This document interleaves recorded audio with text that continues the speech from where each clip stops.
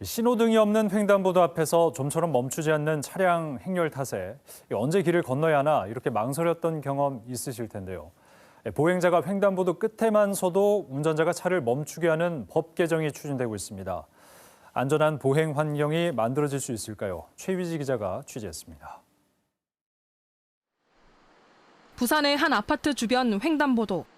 한 여성이 길을 건너기 위해 연신 좌우를 살핍니다. 하지만 신호등이 없다 보니 차들은 좀처럼 멈춰서지 않습니다. 겨우 횡단보도에 들어섰지만 눈앞으로 차가 빠르게 지나갑니다. 보행자들은 차를 피해 횡단보도 위를 황급히 달리기 바쁩니다. 어린이 보호구역도 있고 그러는데 그 사람처럼 멈춰야지 저렇게 지나가는 지금도 그저 지나가고 있잖아요. 사람이 서가 있는데도. 부산의 횡단보도 가운데 신호등이 설치되지 않은 곳은 7,200여 곳으로 전체의 절반 이상. 대부분 보행자 통행량이 적거나 도로 폭이 좁은 경우입니다. 하지만 최근 3년 동안 횡단보도에서 교통사고로 숨진 보행자 52명 중 30%가 넘는 16명이 신호등이 없는 곳에서 사고를 당했습니다. 현행 도로교통법에 따라 보행자가 횡단보도를 건너고 있을 경우 차량은 횡단보도 앞에서 일시 정지해야 합니다. 이를 어기면 승용차 기준 7만 원의 과태료가 부과되지만 현장에선 잘 지켜지지 않고 있습니다. 이 때문에 차량의 일시정지 의무를 강화한 도로교통법 개정안이 최근 발의되기도 했습니다. 보행자가 횡단보도를 건널 때뿐 아니라 건너기 위해 기다리고 있을 때도 차들이 잠시 멈추게 하는 겁니다. 건너고 있는 보행자뿐만 아니라 건너려는 보행자가 있는 경우에 대비해서도 일정지 의무가 있다라는 그런 대법원 판결이 작년 12월에 나왔어요. 하지만 여전히 현장 단속이 어려운 상황에서 법 개정이 얼마나 실효성이 있을지 우려하는 목소리도 나옵니다. KBS 뉴스 최위지입니다. 네, 신호등이 없는 횡단보도에서 보행자가 겪는 불편도 물론 문제지만 사고 위험도 큽니다. 더 안전한 보행 환경을 만들 방법은 없는지 보도국 최유지 기자가 함께 자세한 얘기 나눠보겠습니다. 어서 오십시오. 네. 그러니까 횡단보도를 보면 신호등이 있는 횡단보도, 없는 횡단보도 이렇게 나뉘게 되는데 어떤 기준으로 이 두 개가 구별이 되는 겁니까?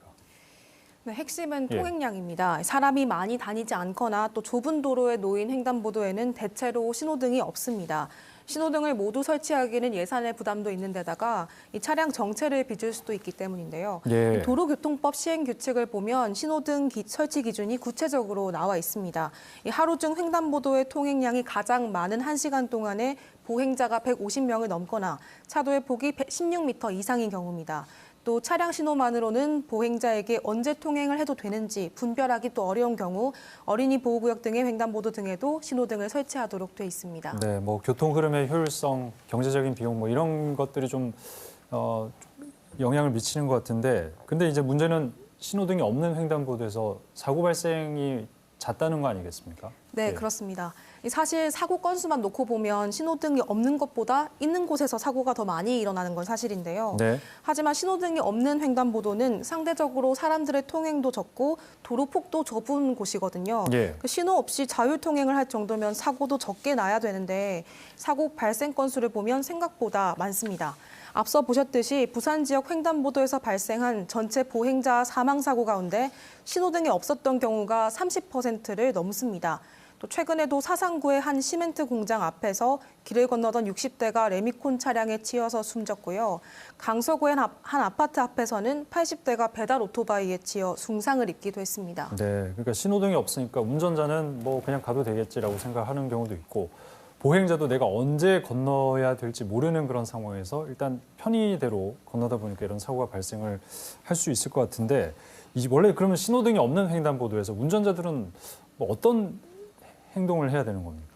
도로교통법을 보면 보행자가 횡단보도를 건너고 있을 때는 운전자가 차를 잠시 멈추도록 돼 있습니다. 네네. 근데 굳이 법조문을 살펴보지 않아도 대부분의 운전자들이 알고 있는 상식이죠. 당연한 거죠. 그렇죠. 예. 하지만 알면서도 실제로 지켜지지 않는 경우가 많습니다. 네. 이 앞서 말씀드린 사고들 역시도 횡단보도 앞에서 운전자가 잠시만 차를 멈춰 세웠더라면 충분히 막을 수 있었을 겁니다. 저희가 이번 취재를 위해서 신호등이 없는 횡단보도 2곳을 1시간가량 지켜봤는데 보행자를 보고 차량을 정지선에 멈춰 세우는 경우는 극히 드물었습니다. 또 사고가 잇따르자 보행자가 횡단보도에 들어오기 전 대기 중일 때부터 차량을 일시 정지하게 하는 도로교통법 개정안이 최근 발의됐습니다. 예. 횡단보도가 보이면 보행자가 있든 없든 일단 멈추고 주변을 살펴보자는 거죠. 하지만 원래 있던 일시정지 의무도 지켜지지 않고 실제 단속도 안 되는데 이 법만 강화하는 게 소용이 있겠냐 이런 우려도 나옵니다. 그러니까 개정된 법을 엄격히 적용을 하고 또 단속을 강화하면 이게 빨리 좀 정착이 되지 않을까 싶은데 또 다른 현실적인 대안 뭐가 있을까요? 우선 운전자 스스로 교통안전 의식을 높이는 게 가장 중요합니다. 네. 차에서 내리면 누구나 보행자 입장이 되는 거잖아요. 사람이 먼저라는 생각으로 보행자 보호를 우선해서 운전 습관을 들여야 한다는 거죠. 그리고 전문가들은 횡단보도라고 해서 보행자들이 무조건 안심해선 안 된다 이렇게 얘기를 합니다. 횡단보도를 건너기 전에는 먼저 차가 오는 쪽을 바라보고 운전자와 눈을 마주치면서 차가 멈추는 걸 확실히 확인한 다음에 길을 건널 것을 당부했습니다.